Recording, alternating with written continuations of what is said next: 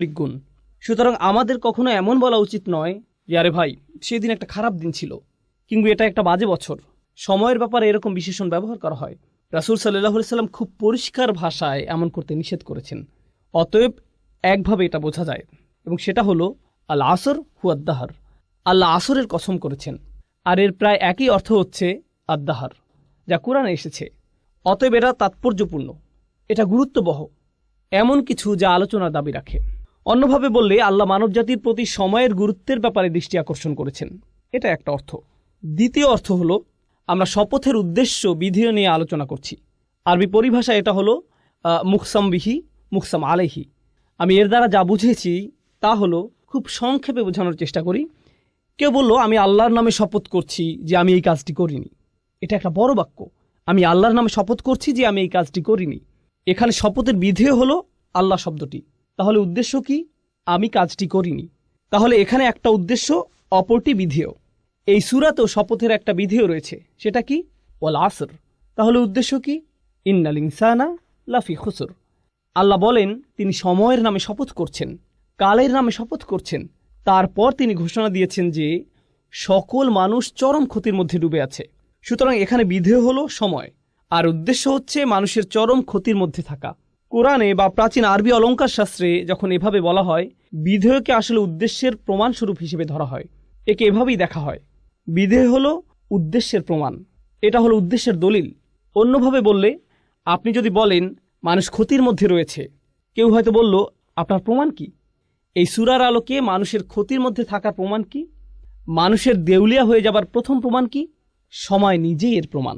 মানুষ সব সময় কোন জিনিসটি হারাচ্ছে? সময়, রাইট? এটা এমন একটা সম্পদ যা আমরা কখনোই ধরে রাখতে পারি না। আমরা কখনোই এই ঘন্টা, এই সময়, এই সেকেন্ড এগুলো ধরে রাখতে পারি না। এটা চলে যাচ্ছে, আর এটা এভাবে চলে যেতেই থাকবে। এটা এমন কিছু নয় যে আপনি সঞ্চয় করে রাখবেন, পরে প্রয়োজন মতো ব্যবহার করবেন। আর বলে রাখি, আমরা কিন্তু অনেক সময় ইতিমধ্যেই হারিয়ে ফেলেছি। আপনি আপনার জীবনের পেছনের দিকে তাকালে দেখতে পাবেন আপনার জীবনে অনেক সুযোগ ছিল যা আপনি কাজে লাগাননি। আপনি আপনার সময়কে সুন্দরভাবে কাজে লাগাতে পারতেন, কিন্তু আপনি লাগাননি। আপনার এই সুযোগ ছিল, সেই সুযোগ ছিল, কিন্তু আপনি পুরোপুরিভাবে আপনার সময়কে কাজে লাগাননি। সুতরাং সময়ের আফসোস আপনি ইতিমধ্যেই করেছেন, কিন্তু আপনার এই আফসোস থেকে শিক্ষা নিয়ে ভবিষ্যতে একে ভালোভাবে কাজে লাগানোর ব্যাপারে মনোযোগী হতে হবে। কিন্তু এখানে আল্লাহ দুটো জিনিসকে একসাথে জুড়ে দিয়েছেন। মানবজাতির ক্ষতির ব্যাপারটি যার সাথে জুড়ে আছে সেটা হলো সময়, যা অপরটির প্রমাণস্বরূপ। সূরা আসরকে বোঝার আরেকটি উপায় হলো, আমরা একটু পরে ইমাম শাফির মন্তব্য পড়ব। সূরা আসর দিয়ে বিভিন্ন জাতির প্রাণ বোঝানো হয়েছে। কোনো জাতির পুরো সময়কালকে উল্লেখ করে এটা। কোনো জাতির উত্থান পতন কিভাবে হয় আপনারা জানেন। কোনো জাতির উত্থান পতন কিভাবে হয় আপনারা জানেন। অতএব যখন আল্লাহ ওয়াল আসর শব্দটি ব্যবহার করেন, তিনি শুধু একটা দিনের সময় বোঝাননি, বা কোনো একজন মানুষের জীবনকেই নয়, বরং একটা জাতির পুরো সময়কে বুঝিয়েছেন। আর কোনো জাতির এই উত্থান পতনই হলো এর প্রমাণ যে মানুষ ক্ষতির মধ্যে নিমজ্জিত আছে। ইতিহাস নিজেই মানুষের ক্ষতিতে ডুবে থাকার একটা প্রমাণ। ওয়াল আসর ইন্নাল ইনসানা লাফি খুসর, এটা দিয়ে আল্লাহ এটিই বুঝিয়েছেন। আরও সামনে আগালে আমরা মুকসাম বিহি, মুকসাম আলাইহি এর আরও একটা উদাহরণ দেখতে পাই। এখানে শপথের বিধেয় হচ্ছে এর উদ্দেশ্যের একটা সাক্ষী। এটা কিছুটা ভিন্ন ব্যাপার। আমরা দুটি বিষয়ের কথা বলেছি। বিধেয় হলো উদ্দেশ্যের প্রমাণ, এটা একটা ব্যাপার। দ্বিতীয় বিষয় হচ্ছে বিধেয় হচ্ছে উদ্দেশ্যের একটা সাক্ষী। অন্যভাবে বলতে গেলে আল্লাহ উদ্দেশ্যের বিপরীতে একটা সাক্ষী নিয়ে আসলেন। সূরা আসরকে আমরা এভাবে বুঝতে পারি, আল্লাহ সময়কে কোনো কিছুর সাক্ষী হিসেবে এনেছেন। কিসের সাক্ষী হিসেবে এনেছেন? এটাই যে কোনো সন্দেহ ছাড়াই মানুষ ক্ষতির মধ্যে আছে। এর মানে কি? এর মানে সমগ্র মানবজাতি। মুফাসসিরদের সরাসরি মন্তব্য পড়লে এটা আরও পরিষ্কার হবে, কিন্তু এখন আমরা এটা সংক্ষেপে বুঝতে পারি। আমরা মানুষেরা বিভিন্ন বিষয়ের দিকে দৌড়াই। আমরা এমন বিষয়ের প্রতি দৌড়াই যাতে আমাদের জীবনের আসল উদ্দেশ্যই হারিয়ে যায়। এই সূরার আগের সূরাটিতে এই বিষয়ে আলোকপাত করা হয়েছে, আলহাকুম আত-তাকাসুর। এটা আপনাকে ভ্রষ্ট করে, মাত্রাতিরিক্ত চাওয়া, প্রয়োজনের অতিরিক্ত চাইতে থাকা। এটা আপনাকে আপনার আসল উদ্দেশ্য থেকে ভ্রষ্ট করে। বেশিরভাগ মানুষই ভুল জিনিসের পেছনে দৌড়াতে গিয়ে আসল উদ্দেশ্যের প্রতি উদাসীন। তারা ভুল জিনিসের দিকে ছুটছে। এখন আমরাই কি প্রথম মানুষ যারা সম্পদের পিছনে ছোটে, বা সুন্দর বাড়ির প্রতি ছোটে, অথবা সুন্দরী কোনো মেয়েকে বিয়ে করতে আগ্রহী, ইত্যাদি ইত্যাদি? যাই হোক, আমরাই কি প্রথম মানুষ যারা এসবের পেছনে ছুটছে, নাকি পূর্বের মানুষেরাও এসবের পেছনে ছুটেছে? তারাও ছুটেছে। তারা এগুলোকে সফলতা ভেবে এসবের পেছনে ছুটেছে। যখন তারা এগুলো পাবে তারা সফল হবে। আর আল্লাহ সময়কে সাক্ষী হিসেবে নির্ধারণ করেছেন, যাতে আমরা দেখি পূর্ববর্তীরা এসবের পেছনে ছুটেছে আর ব্যর্থ হয়েছে, অন্যরা এসেছে তারাও এসবের পিছনে ছুটেছে এবং ব্যর্থ হয়েছে, পরের লোকেরাও এসেছে এবং একই কাজ করেছে।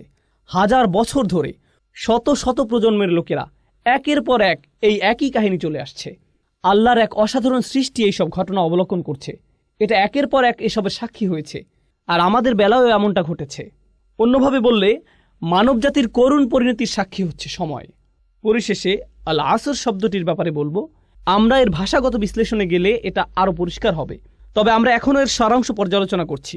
এর সারাংশের আরও একটি ব্যাখ্যা হলো, আসরের অন্যতম অর্থ হলো এমন সময় যা শেষ হয়ে যায় বা শেষের সময়। এমনকি আসরের নামাজও দিনের শেষাংশে পড়া হয়, তাই না? যখন সময় শেষ হয়ে যায়, আর ঐতিহাসিকভাবে বললে প্রাচীনকালে বিশেষ করে আরব সমাজে আসরকে ধরা হতো এমন সময় হিসেবে যখন ব্যবসায়ী বা পর্যটকরা খুব তাড়াহুড়া করত। যখন রাত নেমে আসতো তখন তারা অনেক বিপদের আশঙ্কা করত, হয়তো তারা তাদের সম্পদ হারিয়ে ফেলতে পারে, এমন ভয় পেত। সুতরাং বেশিরভাগ হাসাল এবং বাসাল হতো আসরের সময়।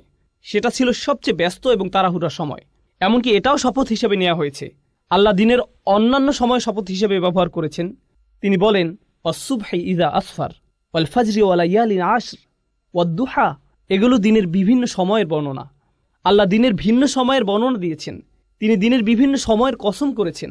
এমনকি ওয়ান নাহারি ইদা তাজাল্লা, রাইট, দিনের বেলার বর্ণনা। কিন্তু আসরের বর্ণনার বিশেষত্ব হচ্ছে এটা এমন সময় যা দিয়ে তাড়াহুড়া করা বোঝায়। অন্যভাবে বলতে গেলে এই সূরার সামনের দিকে আমরা পড়ব, আল্লাহ আমাদেরকে যা করতে বলেছেন তা সম্পূর্ণ করার জন্য আমাদের অনেক সময় হাতে নেই। এটা একটা জরুরি অবস্থার মতো, যা করার তাড়াতাড়ি করতে হবে, কারণ আমরা আমাদের জীবনের ভোর পার করে এসেছি। আমাদের জীবনের সূর্যাস্তের সময় ঘনিয়ে আসছে। সুতরাং আমাদের যা করার এখনই করতে হবে। আমাদের সময় শেষ হয়ে যাচ্ছে, সময় ফুরিয়ে যাচ্ছে। এই ধারণাটি ছোট একটা শব্দ আল আসর দিয়ে বোঝানো হয়েছে। সুতরাং এই শপথের শেষ মাহাত্ম্য হচ্ছে এতে তাড়াতাড়ি করার কথা বলা হয়েছে। এখানে বেশ কজন আলেমের মধ্যে মুফতি মুহাম্মদ শফি অন্যতম, যিনি সূরা আসরের মানুষের যে ক্ষতির কথা চিত্রিত হয়েছে তার তুলনা করেছেন এমন একজনের সাথে যে বরফ বিক্রি করছে। প্রাচীনকালে তো ফ্রিজ ছিল না, তাই না? সুতরাং বরফ বিক্রেতার তো খুব বেশি সময় নেই, আর এটা দ্রুত গলে শেষ হয়ে যাচ্ছে। তাকে এই সময়ের মধ্যেই ক্রেতার কাছে পৌঁছাতে হবে এবং এগুলো বিক্রি করতে হবে। আর যদি সময় ফুরিয়ে যায় তাহলে এই সকল পরিশ্রম বৃথা যাবে। অতএব তার যে কাজ তা তাড়াতাড়ি সম্পন্ন করতে হবে। এই সূরার মাঝের আয়াতের সারাংশ নিয়ে আমরা পরে আলোচনা করব। শেষ আয়াতটি নিয়ে একটা কথা এখানে বলতে চাই। মূলত সূরা আসরের শেষ আয়াতটিতে 4টি অংশ আছে, এমনটি ভাবা হয়। অবশ্যই সহজ করে দেখলে এমনই মনে হবে। ইল্লাল্লাযীনা আমানু প্রথম অংশ, আমিলুস সলিহাত দ্বিতীয় অংশ, ওয়াতাওয়াসাউ বিল হক তৃতীয় অংশ, ওয়াতাওয়াসাউ বিস সবর চতুর্থ অংশ। তাহলে এখানে 4টি শর্ত রয়েছে। প্রথম শর্ত হলো যারা ঈমান আনবে,